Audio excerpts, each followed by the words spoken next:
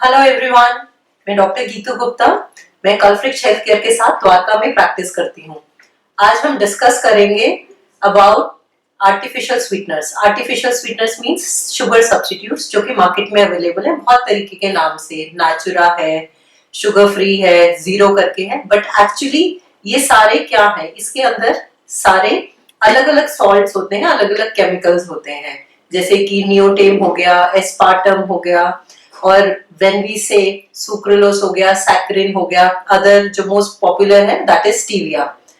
जब हम स्वीटनर्स की बात करते हैं या शुगर सब्स्टिट्यूट्स की बात करते हैं, तब हमारे दिमाग में सबसे पहले तो आता है वेट लॉस, और सेकंड चीज आती है डायबिटीज, कि हमारा इजीली वेट लॉस हो जाएगा और हमारी शुगर लेवल्स कंट्रोल हो जाएंगे और हम मीठा खा पाएंगे, which is actually not right. हमें दो चीजें, जो दो मेन चीजें हमें याद रखनी है इन आर्टिफिशियल स्वीटनर्स के बारे में। पहली, ये केमिकल है जो कि रोज नहीं खाए जा सकते। ये उस टाइम के लिए बने हैं जब हमें बहुत ज्यादा मीठे की क्रेविंग हो रही है और हमें कुछ मीठा चाहिए, तब हम ये स्वीटनर उसके अंदर डाल के खा सकते हैं, जिसकी फ्रीक्वेंसी मैक्सिमम 2 बार एक हफ्ते में हो सकती है या फिर एक ही बार आप रखिए। और सेकेंड पॉइंट जो मेन है हमें याद रखना है, इन केमिकल्स के भी साइड इफेक्ट्स होते हैं अगर हम बहुत टाइम से खा रहे हैं artificial sweeteners, so it can lead to some complications.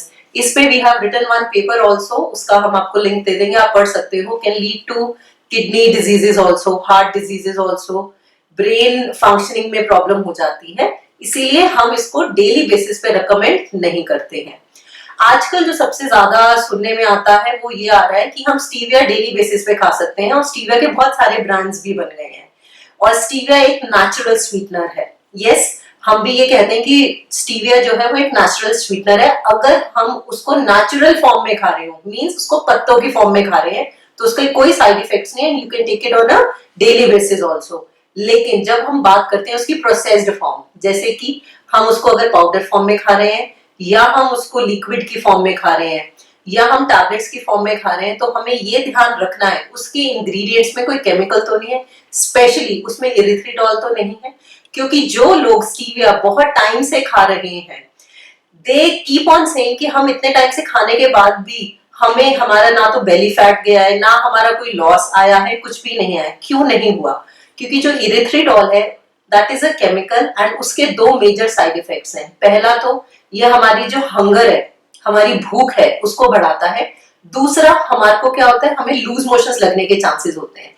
तो जो लोग जो बहुत टाइम से स्टीविया के ऊपर है, या उन्होंने सब्स्टिट्यूट करा हुआ अपने शुगर को स्टीविया के किसी ब्रांड से जिसमें इरिथ्रिटॉल है, डेफिनेटली दे मे डेवलप इधर आईबीएस, और उनका कभी भी अगर वो वेट लॉस के पर्पज से खा रहे हैं तो उनके भूख बढ़ेगी ही, कभी कम नहीं होगी। So will go rather losing weight will gain weight. So finally, we don't say that you can't have artificial sweeteners. We just wanted to say कि have in a normal, in a ranged manner and with a prescribed manner. सिर्फ randomly अपनी मर्जी से please ना खाइए। Thank you so much.